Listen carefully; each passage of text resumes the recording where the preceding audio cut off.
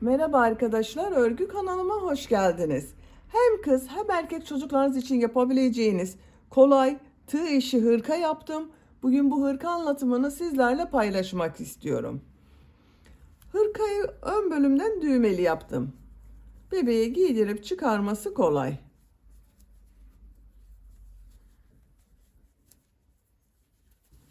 Bakın buraya düğme ilikleri yaptım. Karşısına düğmeler kullandım. Ben bugün 4 düğme yapmayı tercih ettim. Siz tercihinize göre bunu sadece bu yaka bölümünde 3 düğmeli yapabilirsiniz. 5, 6, 7 düğmeli yapabilirsiniz. Örgü çok esnek oldu. Bakın arkadaşlar, esnek bir örgü yaptık.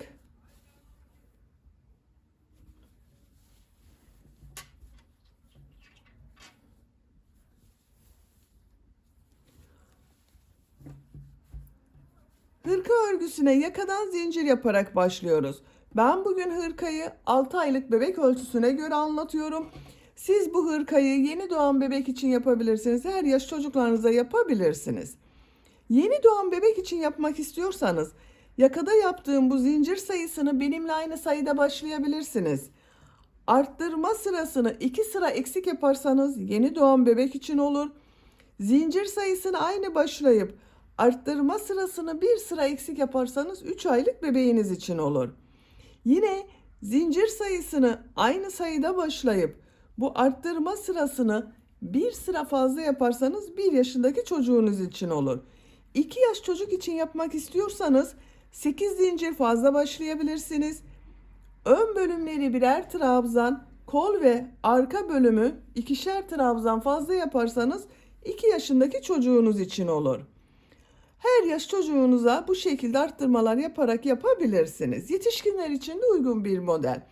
Yetişkinler için veya daha büyük çocuklar için arkadaşlar bir hırka veya kazağını ölçerek yaparsanız çok daha güzel sonuçlar elde edersiniz. İplik olarak benekli bir iplik kullanmayı tercih ettim. Bakın kendisinden benekli bir iplik. Mavi renkli iplikli olarak da bu beneklerin içinde bulunan bakın mavi renk iplik kullandım. Bu kullandığım iplik üzerinde 100 gram iplikte 300 metre var. 1,5 adet iplik kullandım.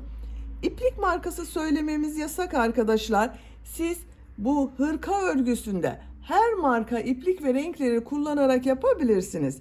Benekli iplik olmasına gerek yok. Düz renkli iplikler ile de çok güzel oluyor.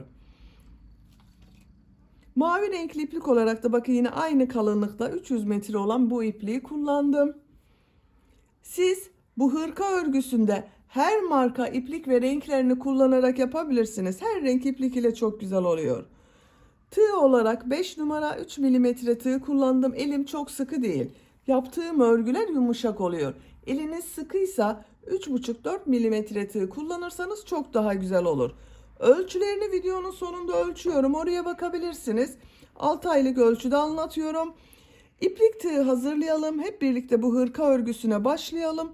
Örgü kanalıma abone değilseniz abone olmayı unutmayın lütfen. Hepinize kolay gelsin. İyi çalışmalar. Örgüye yakadan zincir yaparak başlıyoruz.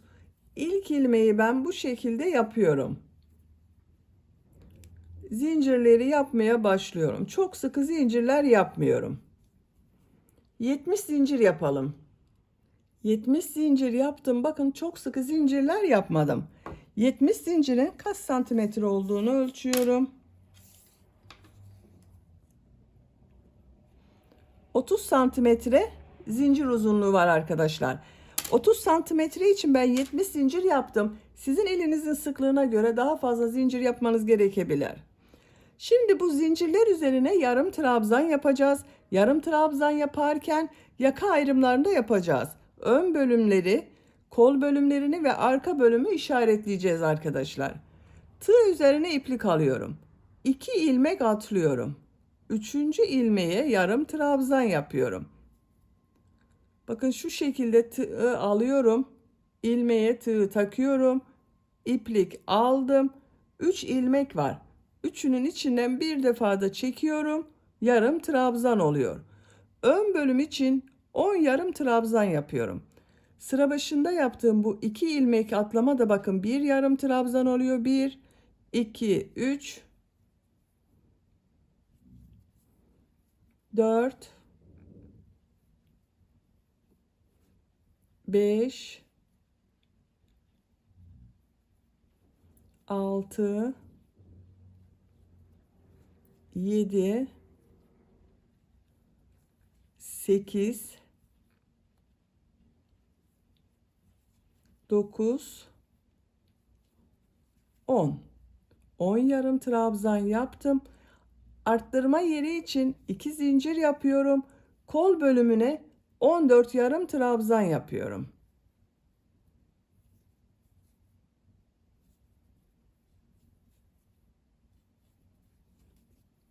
...14 yarım trabzanı yapalım. Kol bölümü için buraya bakın 14 yarım trabzan yaptım. 2 zincir yapıyorum arttırma yeri için. Arka bölüm için 20 yarım trabzan yapıyorum.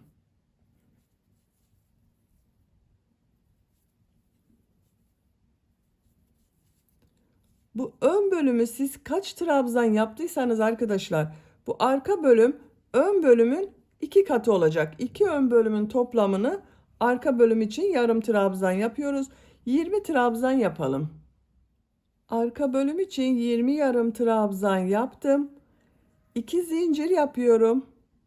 Kol bölümü için 14 yarım trabzan yapıyorum.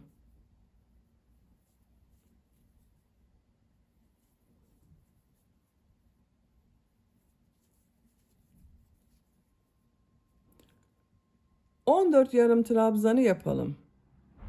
Kol bölümü için 14 yarım trabzan yaptım.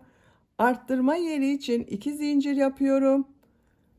10 yarım trabzan yapıyorum.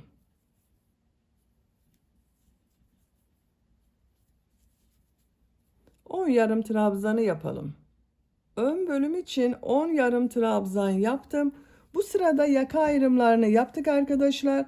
Ön bölümler için 10 yarım trabzan, kol bölümleri için 14 yarım trabzan, arka bölüm için de bakın 20 yarım trabzan yaptım. İkinci sıradayım. Bir zincir yapıyorum, örgüyü çeviriyorum. Yine yarım trabzanlar yapıyoruz.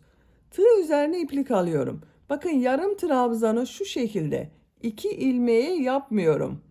Tek ilmekten alarak yapıyorum. Bakın bu tarafta görünen tek ilmek üzerine yarım trabzan yapıyorum.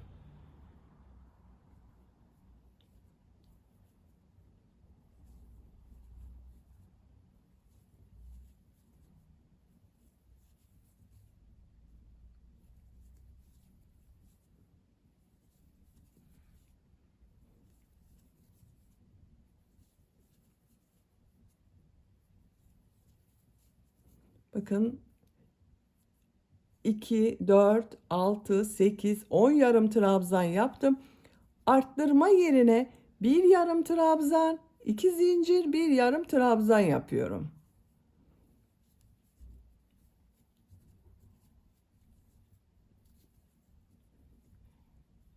Kolda bulunan ilmekler üzerine bakın yine ilmekten alarak yarım trabzan yapıyorum. Şu şekilde yapmıyorum.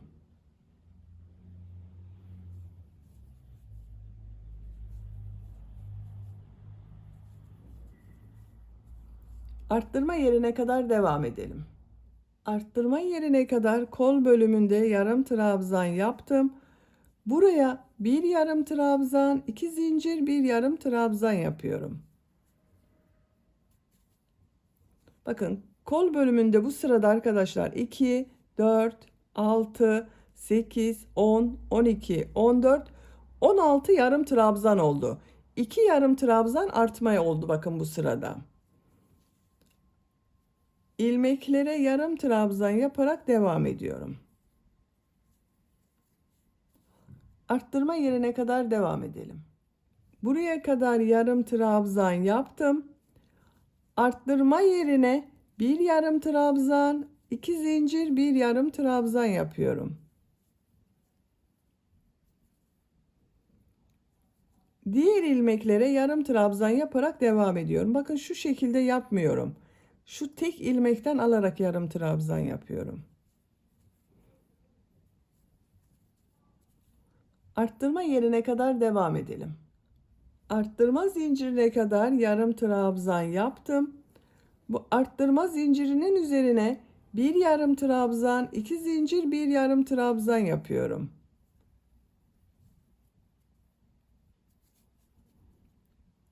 Diğer ilmeklere yarım trabzan yaparak devam ediyorum. Bakın ilmekten alarak yarım trabzan yapıyorum.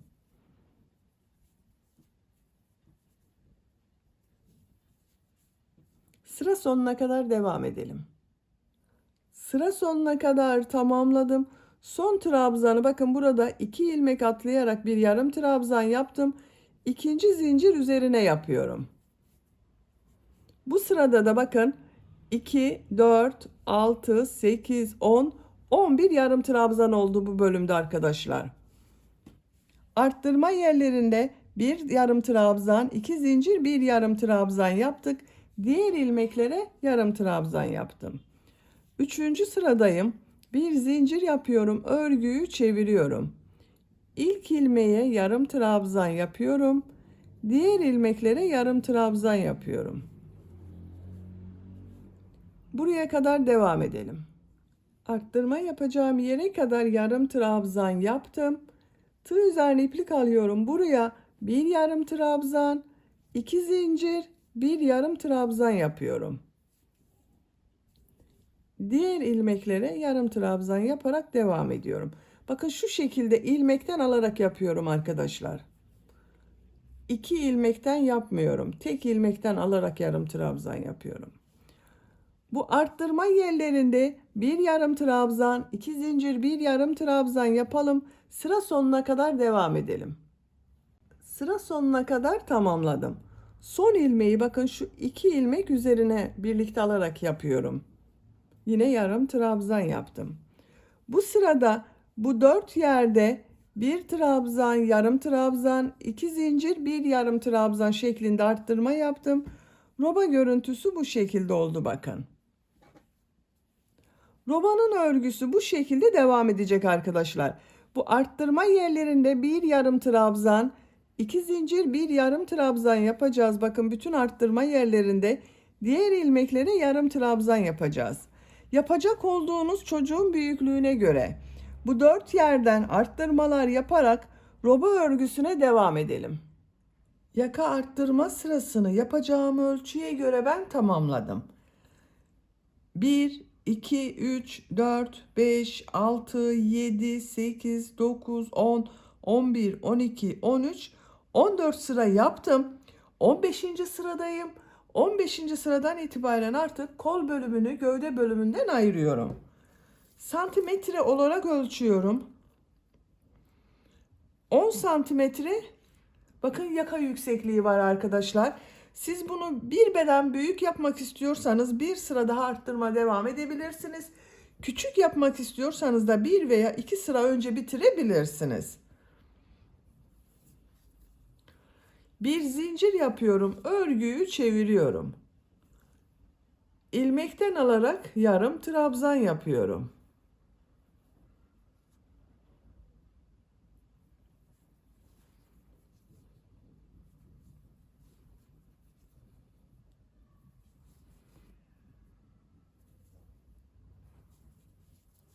Arttırma yaptığımız bu zincire kadar devam edelim. Arttırma yaptığım zincire kadar yarım trabzan tamamladım. Bu zincir üzerine bu sırada bakın 2 yarım trabzan yapıyorum. Kol altı için bir zincir yapıyorum. Tığ üzerine iplik alıyorum. Kolda bulunan bütün ilmekleri atlıyorum. Bu arttırma zinciri üzerine 2 yarım trabzan yapıyorum. Diğer trabzanları bakın ilmeklerden alarak devam ediyorum.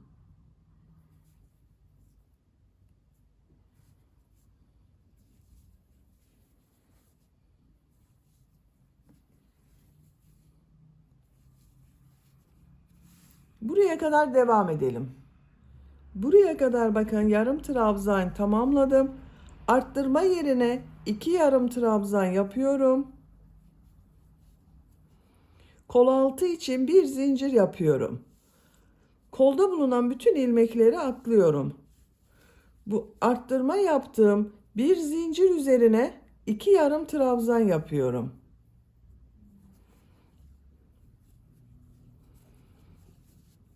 Diğer trabzanları bakın ilmekten alarak yarım trabzan yapıyorum.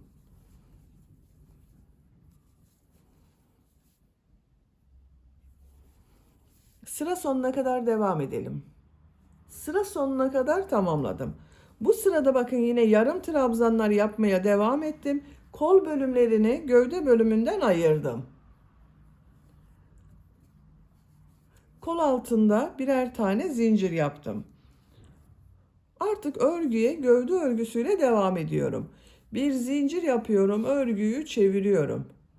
İlmeklerden alarak yarım trabzan yapıyorum.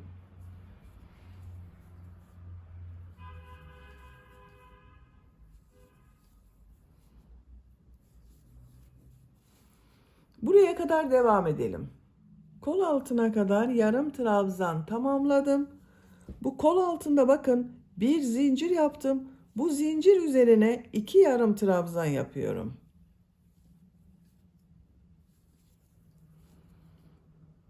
Diğer ilmekleri yarım trabzan yaparak devam ediyorum. Yine bakın bir ilmekten alarak yarım trabzan yapıyorum. Buraya kadar devam edelim. Diğer kol altına kadar yarım trabzan tamamladım. Bu bir zincir üzerine 2 yarım trabzan yapıyorum. Diğer ilmeklere yarım trabzan yaparak devam ediyorum. Sıra sonuna kadar devam edelim. Sıra sonuna kadar tamamladım. Bir zincir yapıyorum, örgüyü çeviriyorum. İlmeklerden alarak yarım trabzan yapıyorum.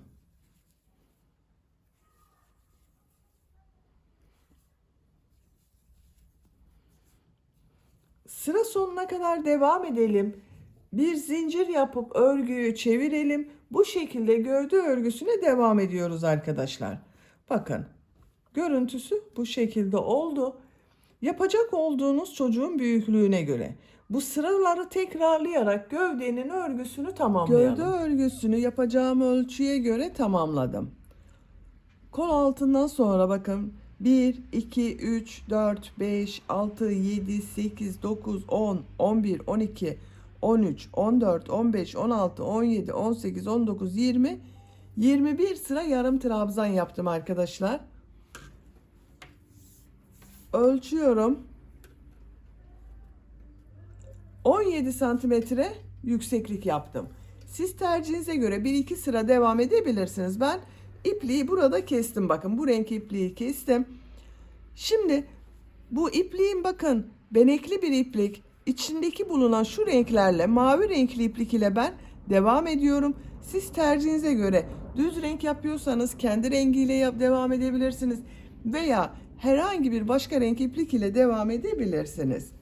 Bakın şu şekilde bir mavi renkli iplik kullanıyorum. Bu beneğin renginde. Bakın şuradan bu taraftan ipliği bağlıyorum.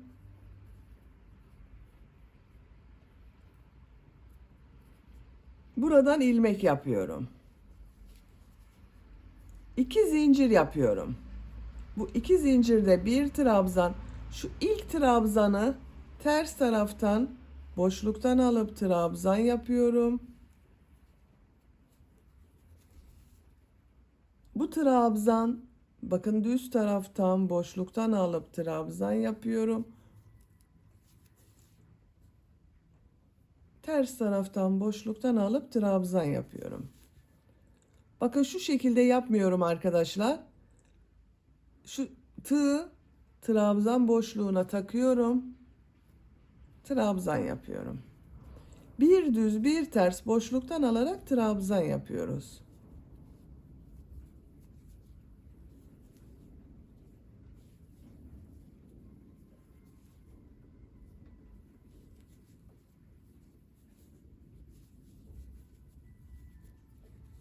Bakın görüntüsü bu şekilde oluyor.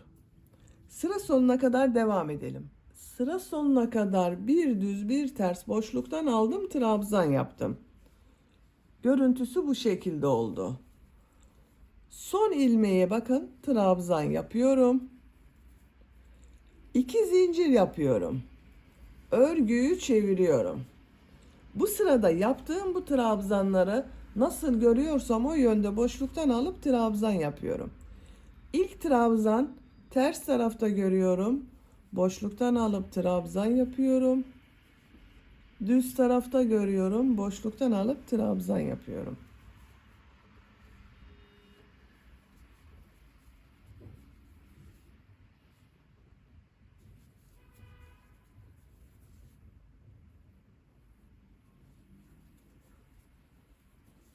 Bir düz bir ters boşluktan alarak trabzan yapıyoruz.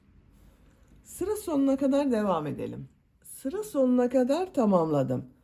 Bakın mavi renk iplik ile 2 sıra yaptım arkadaşlar. Görüntüsü bu şekilde oldu. Ben burada bitiriyorum. Ön patlara başlıyorum. Bu renk iplik ile devam ediyorum. İlk önce sık iğne sırası yapıyoruz.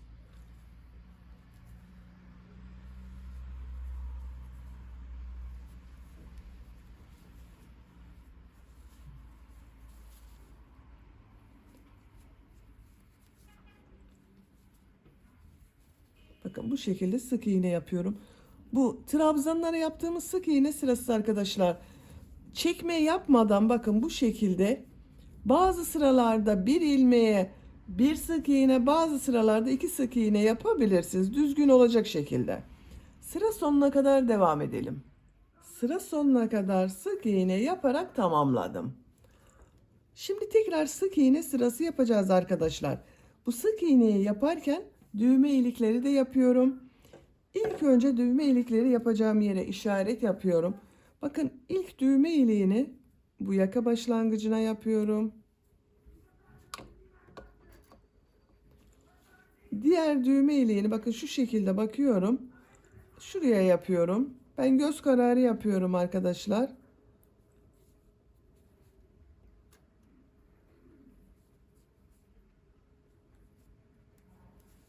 Bakın şunları saydım. İşaret yaptığım sıra var, şu kabarık görünen. Bundan sonra 1, 2, 3 sıra saydım. 4. sırada düğme için işaret yaptım. 1, 2, 3, 4. sıraya işaret yaptım. 1, 2, 3, 4. sıraya işaret yapıyorum. Ben 4 düğme kullanmayı tercih ediyorum. Siz tercihinize göre bunu daha sık yaparak 5-6 düğmeli yapabilirsiniz.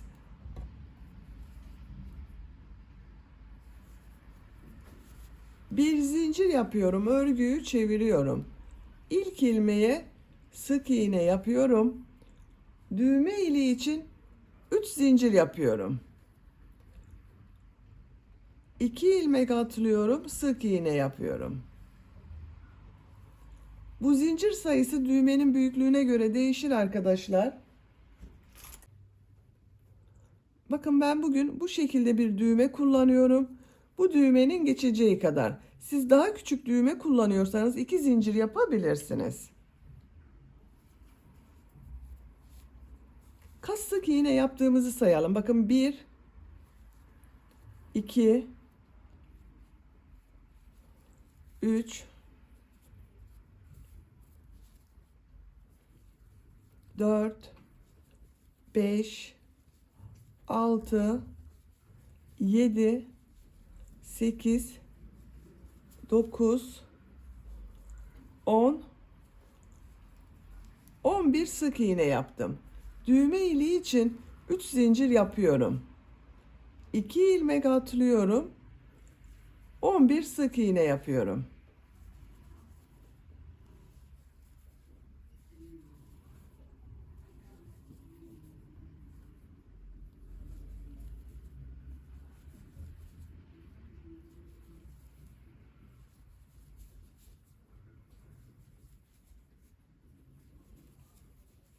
...11 sık iğne yaptım. Düğme iliği için 3 zincir yapıyorum. 2 ilmek atlıyorum. Sık iğne yapıyorum. 11 sık iğne yapıyorum.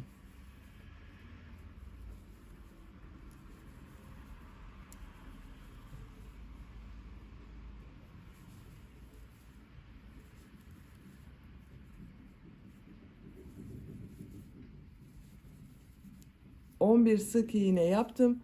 Düğme iliği için 3 zincir yapıyorum. 2 ilmek atlıyorum, sık iğne yapıyorum. Bakın 1, 2, 3, 4 düğme iliği yaptım. Sıra sonuna kadar sık iğne yaparak devam edelim. Sıra sonuna kadar sık iğne yaptım. Bir zincir yapıyorum. Örgüyü çeviriyorum. Bu sırada yarım trabzan sırası yapıyorum. Bakın ilk ilmeğe yarım trabzan yapıyorum. Diğer ilmeklere yarım trabzan yapıyorum.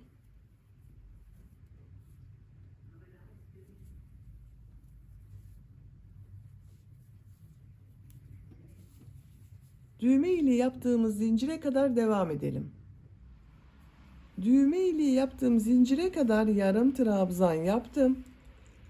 Zincir üzerine 2 yarım trabzan yapıyorum.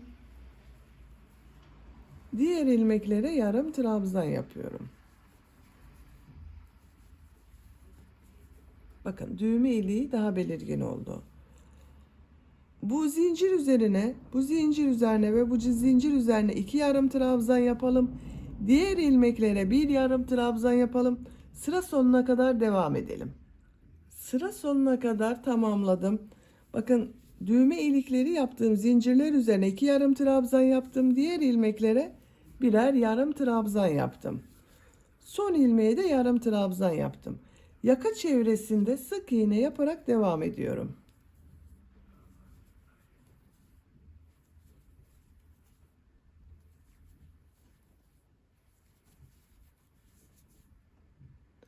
Sıra sonuna kadar devam edelim. Sıra sonuna kadar sık iğne yaptım. Son ilmeği boş bıraktım bakın. Bu ön patta devam etmiyorum arkadaşlar. İpliğin diğer ucunu çıkarıyorum. Bakın bu ipliği burada bekletiyorum. Bu beklettiğim iplik ile son sırada yarım trabzan sırası yapacağız. Bakın şu yuvarlak görüntüyü elde etmek için bu ipliği bekletiyorum. İpliğin diğer ucuyla 2 sıra sık iğne yapıyorum. Şu ilmekten ilmek yapıyorum. Sık iğne yapıyorum.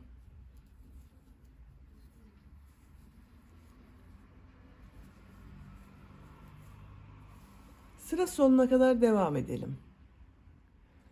Sıra sonuna kadar sık iğne yaptım. Bir zincir yapıyorum. Örgüyü çeviriyorum. Sık iğne sırası yapıyorum.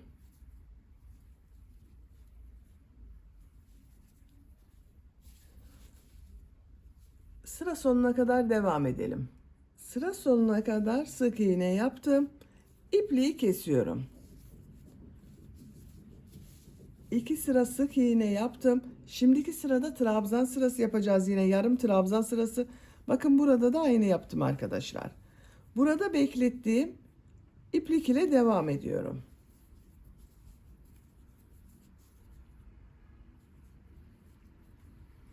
Bu ilmeklere sık iğne yapıyorum.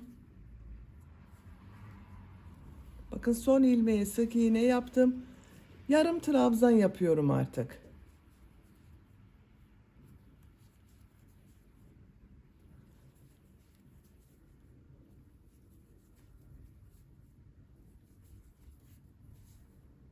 Sıra sonuna kadar devam edelim.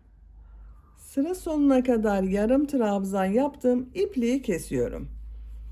Bakın bu sırada yarım trabzan yaptık. Bu ön pat görüntüsü bu şekilde oldu. Şimdi kollarını yapalım arkadaşlar. Bakın kol örgüsünün birini ben bu şekilde yaptım. Bu kol örgüsünü sizinle yapalım. Kol altından başlıyorum. Şu kol altında bulunan bir ilmek var. Buna ipliği bağlıyorum. Buradan ilmek yapıyorum. Bakın bu kol örgüsünde de Gövdede yaptığım gibi bu renk iplik ile yarım trabzan sırası yaptım. Kol ucunda mavi renkli iplik ile bileklik bölümü yaptım. Tığ üzerine iplik alıyorum. Şu arttırma yeri var bakın kolda. Buraya bir yarım trabzan yapıyorum. Diğer ilmekleri ilmekten alarak yarım trabzan yapıyorum. Yine ilmeklerden alarak yarım trabzan yapıyoruz.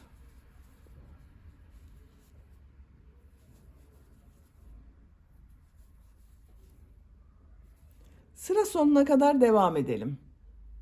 Sıra sonuna kadar tamamladım. Bu arttırma yerine bir yarım trabzan yapıyorum. Kol altında yaptığım bakın şu ilmek ile ilmek kaydırma yaparak birleştiriyorum. Bir zincir yapıyorum. Örgüyü çeviriyorum. Her sırada örgüyü çevirerek örüyoruz. İlk ilmeği bakın ilmekten alıyorum. Yarım trabzan yapıyorum. Yarım trabzan sırası yapıyoruz. Sıra sonuna kadar devam edelim. Sıra sonuna kadar tamamladım. İlk ilmek ile ilmek kaydırma yaparak birleştiriyorum. Bir zincir yapıyorum. Örgüyü çeviriyorum. Bakın şu ilk ilmeğe ilmekten alarak yarım trabzan yapıyorum. Yarım trabzan sırası yapıyoruz.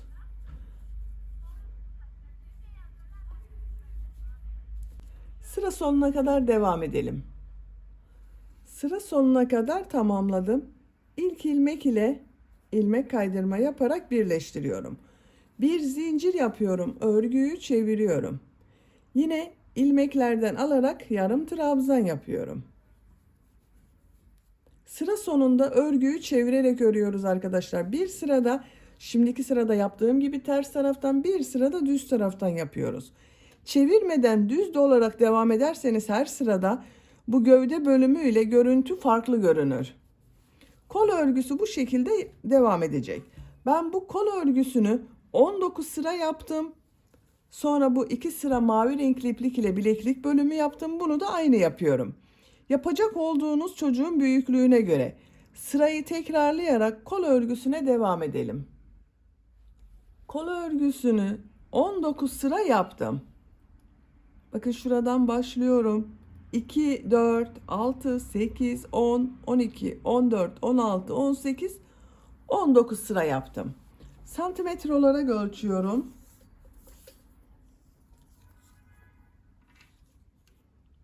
14 santimetre kol yüksekliği var. Siz biraz uzun yapmak istiyorsanız 1-2 sıra devam edebilirsiniz arkadaşlar. Burada bitirmiyorum. Bakın diğer kol örgüsünde ben tamamladım. 19 sıra bu renk iplik ile yaptım. Son 2 sırada mavi renkli iplik ile bir düz bir ters boşluktan alıp trabzan yaparak bileklik bölümü yaptım. Bu kolu sizinle yapalım. Şu ilmeğe ipliği bağlıyorum.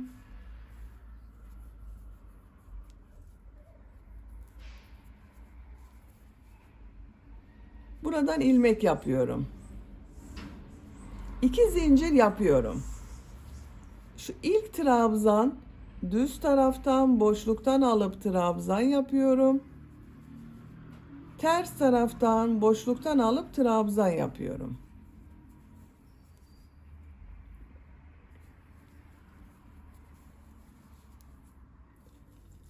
Şu 2 trabzanı bakın ters taraftan boşluktan alıp trabzan yapıyorum. Bu trabzan düz taraftan boşluktan alıp trabzan yapıyorum.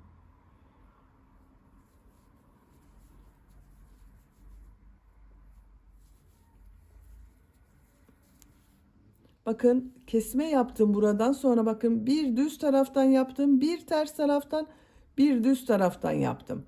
Şu 2 trabzan ters taraftan birlikte alıyorum. Trabzan yapıyorum. Tek trabzan oluşuyor. Sıra sonuna kadar devam edelim. Sıra sonuna kadar tamamladım. Son trabzan düz taraftan boşluktan aldım, trabzan yaptım. İlk ilmek ile ilmek kaydırma yaparak birleştiriyorum. Sıra başında yaptığım bu 2 zincir ters tarafta görünen trabzan oldu. Bakın kol ucunda arada kesmeler yaptığımız için biraz dar oldu arkadaşlar.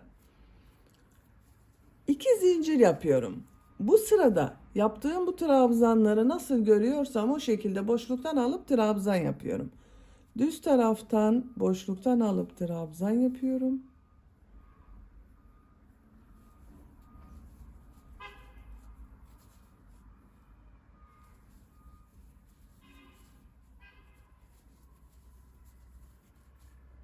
Sıra sonuna kadar devam edelim. Sıra sonuna kadar tamamladım. İlk ilmek ile ilmek kaydırma yaparak birleştiriyorum. İpliği kesiyorum.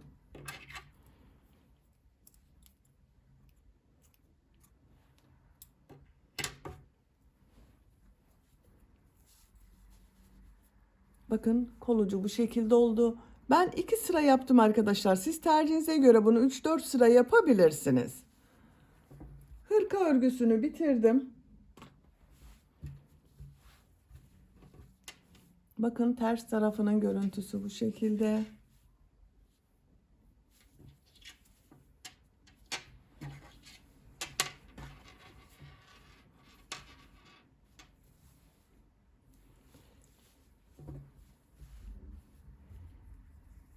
Düğmeleri takıyorum. Bakın düğme iliklerinin karşısına birer tane düğme yaptım.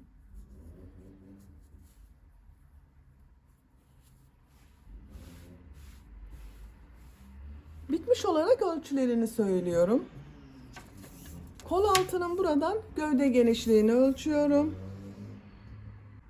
25 santimetre. Kol altından yükseklik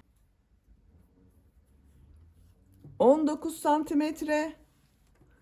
Kol yüksekliğini ölçüyorum. 16 santimetre. Ben bugün 6 aylık bebek için yaptım, bu ölçüde oldu arkadaşlar. Sizin bebeğiniz kilolu bir bebekse 3 aylık bebeği olur. Zayıf bir bebekse 1 yaş çocuğunuz olur. Zaten çok esnek, bakın örgüsü çok esnek oldu. Çok rahat olur. Beni dinlediğiniz ve izlediğiniz için hepinize çok teşekkür ederim. Örgü kanalıma abone değilseniz abone olmayı unutmayın lütfen. Sizlerle yeni örgülerde görüşmek dileğiyle. Hoşça kalın, sevgiyle kalın.